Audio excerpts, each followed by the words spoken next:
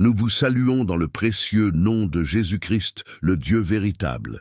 Et nous vous rappelons que sur notre chaîne, nous partageons des enseignements sur la parole de Dieu et des leçons de vie. Merci de vous abonner à notre chaîne pour ne pas perdre cette vidéo ou pour ne plus manquer nos prochaines vidéos. Merci aussi d'aimer, commenter et partager nos vidéos avec vos proches et connaissances pour que ces enseignements et leçons leur parviennent aussi.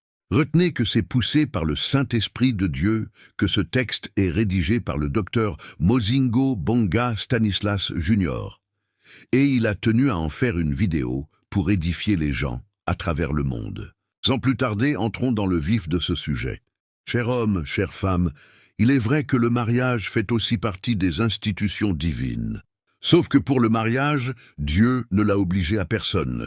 Dieu a plutôt laissé à chacune le libre choix de se marier ou de ne pas se marier. Faites attention, car vous risquez de mal interpréter ce que nous venons de dire. D'où il vous faut écouter ce message jusqu'à la fin pour mieux le comprendre. Sachez que via ces enseignements, nous ne forçons pas les gens à se marier. Nous ne demandons pas non plus aux gens à ne pas se marier. Mais nous éveillons plutôt la conscience de tout homme ou toute femme qui aspire au mariage, afin de tenir à faire un bon choix et à se marier, pas par précipitation, ni par comparaison, ni par pression de l'âge, ni par pression du monde tout autour, ni pour chercher à se faire voir, ni par pitié ou compassion, ni pour l'argent ou les matériels, ni pour les apparences, etc., mais plutôt selon la volonté de Dieu, et au temps fixé par Dieu pour lui ou pour elle. Retenez qu'à toute personne qui aspire au mariage, Dieu instruit aussi via sa parole à faire un bon choix pour que cette personne ne regrette pas après. Cher homme, chère femme, à la lumière de ces instructions, nous venons aussi t'interpeller aujourd'hui en te disant ceci. Sache que se marier n'est pas synonyme d'avoir réussi dans la vie ou d'être entré au paradis céleste. Le mariage n'est pas synonyme d'avoir réussi dans la vie. Le mariage n'est pas le paradis céleste pour que tu te précipites pour y entrer ou pour que tu cherches à y entrer à tout prix. Si le mariage était synonyme d'avoir réussi dans la vie ou le paradis céleste, il n'y aurait pas des personnes demandant des divorces après s'être mariées. Il n'y aurait pas des personnes regrettant leur choix après s'être mariées. Il n'y aurait pas des personnes ruinées après s'être mariées. Ceci est pour dire qu'il faut faire un bon choix de partenaire avec qui se marier. Car un mauvais choix basé sur des motivations vaines, comme seulement les apparences, l'argent, les matériels, la précipitation, la comparaison, la pression de l'âge, la pression du monde tout autour, le fait de chercher à se faire voir, etc., peut te faire plonger tôt ou tard dans les regrets, te ruiner totalement et peut-être même te tuer. Cher homme, chère femme, le mariage n'est pas la fin du monde. Le mariage n'est pas le socle de la vie. Arrête donc de te faire influencer. Arrête donc de te faire vendre des illusions par les autres. N'abandonne pas tes objectifs primordiaux pour la vie à cause de ton aspiration ou de ton envie pour le mariage. N'abandonne pas tes objectifs primordiaux pour la vie à cause du fait que tu vois les autres se marier et tu penses que tu es en retard dans la vie, tu commences à chercher à tout prix à te marier aussi. On ne se marie pas par précipitation, ni par comparaison, ni par pression de l'âge, ni par pression du monde tout autour, ni pour chercher à se faire voir, ni par pitié ou compassion, ni pour l'argent ou les matériels, ni pour les apparences, etc. Sois sage. N'abandonne pas tes objectifs primordiaux pour la vie à cause du fait de chercher à faire voir aux gens que tu t'es aussi marié. Sache que tu ne vis pas pour les autres. Après les jours de cérémonie, fêtes de mariage et toutes ces exhibitions, tôt ou tard, si tu te retrouves dans la merde à cause de ton mauvais choix, sache que seul tu en subiras toutes les conséquences. Les gens pourront te voir marié, mais tu iras seul faire face à tout ce que tu rencontreras dans ce mariage. Avant donc de se décider de se marier, il faut savoir que le mariage est appelé à être préparé comme il se doit, tant physiquement que spirituellement. Mais hélas, beaucoup d'hommes et femmes en ces temps se marient soit pour se faire voir, soit par pression du monde qui les entoure, soit par pression de l'âge, soit par précipitation, soit par comparaison, soit pour l'argent ou les matériels, soit pour les apparences, etc. Pour beaucoup d'hommes et femmes, Se préparer pour le mariage, c'est juste se préparer pour les cérémonies ou les fêtes de mariage, alors que ce ne sont que des moments qui prennent juste quelques heures ou quelques jours et passent. Beaucoup de personnes ne pensent et ne rêvent que des jours de cérémonies et de fêtes de mariage pour se faire voir, s'afficher aux yeux du monde, etc. Elles passent ainsi à côté de véritables préparations pour le mariage qui doivent être basées sur le bon choix de partenaire, à la lumière de la parole de Dieu, en tenant à ne pas se donner à la précipitation, ni à la comparaison, ni à la pression de l'âge, ni à la pression du monde tout autour, et à ne pas se focaliser sur l'amour de l'argent ou des matériels, ni sur le fait de chercher à se faire voir, etc. Beaucoup d'hommes et femmes ignorent qu'un mariage qui n'est pas préparé comme il se doit tant spirituellement que physiquement peut tôt ou tard devenir pour les deux partenaires ou pour l'un ou l'une des partenaires un cauchemar pouvant déstabiliser ou ruiner sa vie, voire même causer sa mort. Cher homme, chère femme, on ne se marie pas pour se faire voir. Sache que les jours des cérémonies et fêtes de mariage passent, mais le mariage est pour tout le reste de la vie. Cher homme, chère femme, on ne se marie pas par précipitation ou par comparaison. Sache que dans la vie, chacune a son temps fixé par Dieu pour chaque chose. L'impatience, la comparaison ou la précipitation peut t'amener à entrer là où Dieu ne t'a pas destiné et te faire plonger tôt ou tard dans les regrets, te ruiner, voire même te tuer. Cher homme, chère femme, on ne se marie pas pour plaire aux gens. Sache que les gens ne vivront pas dans ce mariage avec toi.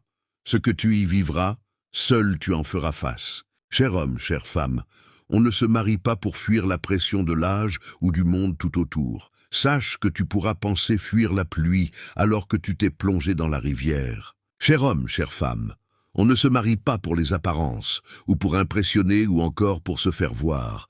Sache qu'un mariage qui n'est pas préparé comme il se doit, tant spirituellement que physiquement, peut contribuer à ta ruine ou à ton appauvrissement tant spirituellement que physiquement.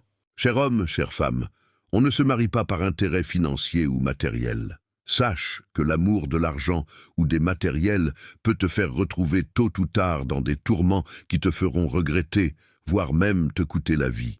Dans 1 Timothée 6, 10 à 12, il est écrit « Car l'amour de l'argent est une racine de tous les maux, et quelques-uns, en étant possédés, se sont égarés loin de la foi, et se sont jetés eux-mêmes dans bien des tourments. » Pour toi, fuis ces choses et recherche la justice, la piété, la foi, la charité, la patience, la douceur. Combat le bon combat de la foi, saisis la vie éternelle, à laquelle tu as été appelé, et pour laquelle tu as fait une belle confession en présence d'un grand nombre de témoins.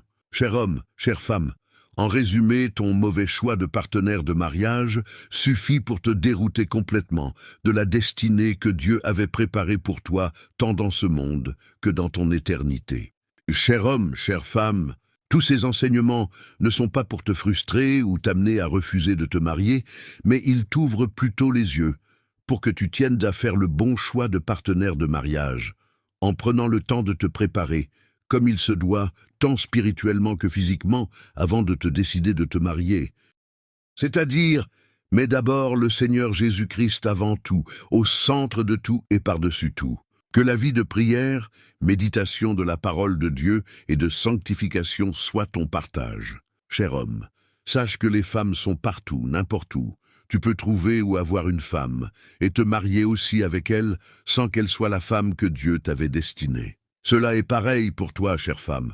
Sache que les hommes sont partout, n'importe où. Tu peux trouver ou avoir un homme et te marier aussi avec lui, sans qu'il soit l'homme que Dieu t'avait destiné. Cher homme, chère femme, tout ceci est pour te dire que de toi-même, par tes sentiments, par tes envies, par tes convoitises, par tes émotions, par tes passions, par impatience ou par précipitation, par comparaison, par pitié ou compassion, par pression de l'âge, par pression du monde tout autour, par le fait de chercher à te faire voir, par les apparences, par amour de l'argent et des matériels, etc., tu peux te tromper en faisant un mauvais choix de partenaire de mariage et le regretter tôt ou tard. Le secret de la réussite, du succès, du bon choix de partenaire de mariage, c'est toujours le Seigneur Jésus-Christ. Ainsi, dans Psaume 37, 3 à 5, il est écrit « Confie-toi en l'Éternel et pratique le bien. Aie le pays pour demeure et la fidélité pour pâture. Fais de l'Éternel tes délices, et il te donnera ce que ton cœur désire. Recommande ton sort à l'Éternel, mets en lui ta confiance, et il agira. Dans Josué 1:8, il est écrit « Que ce livre de la loi ne s'éloigne point de ta bouche, médite-le jour et nuit pour agir fidèlement selon tout ce qui y est écrit, car c'est alors que tu auras du succès dans tes entreprises, c'est alors que tu réussiras. » Dans Proverbes 16, 2-3, il est écrit « Toutes les voies de l'homme sont pures à ses yeux, mais celui qui pèse les esprits, c'est l'Éternel. Recommande à l'Éternel tes œuvres, et tes projets réussiront. » Dans Proverbes 19, 14, il est écrit « On peut hériter de ses pères une maison et des richesses, mais une femme intelligente est un don de l'Éternel. » Dans Hébreux 13, 5, il est écrit « Ne vous livrez pas à l'amour de l'argent, contentez-vous de ce que vous avez, car Dieu lui-même a dit « Je ne te délaisserai point et je ne t'abandonnerai point. » Dans 1 Timothée 6, 10-12, il est écrit « Car l'amour de l'argent est une racine de tous les maux. » Et quelques-uns, en étant possédés, se sont égarés loin de la foi et se sont jetés eux-mêmes dans bien des tourments. Pour toi, fuis ces choses et recherche la justice, la piété, la foi, la charité, la patience, la douceur. Combat le bon combat de la foi. Saisis la vie éternelle à laquelle tu as été appelé et pour laquelle tu as fait une belle confession en présence d'un grand nombre de témoins.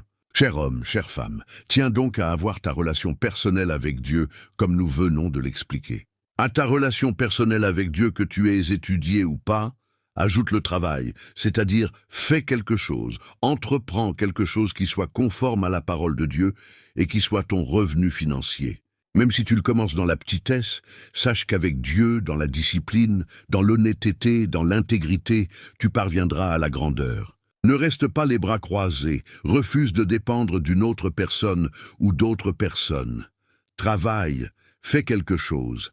Entreprends quelque chose qui soit conforme à la parole de Dieu et qui te fait gagner ton propre argent.